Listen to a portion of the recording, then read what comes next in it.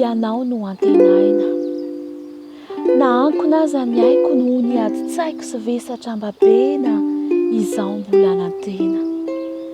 Na koa kepoka ny foko sasatry ny mitoloko to mila hitsimbadika sanatria ho aivadika. Fianao no antenaina sy tokana andrandraina ka ninona manjo ifikitra aminao ny fo. Ranomasy fahoriana fisentona fijaliana aretina etsero miloketraka ny fo. Enina dia misy mamy dia sombitsombiny ihany ka tsahinay ilay fity avy aminao ry tompoty. Fianao no antenaina ampitraka no meaina sy hery vao tsy mety lao izay no endrasanay ianao.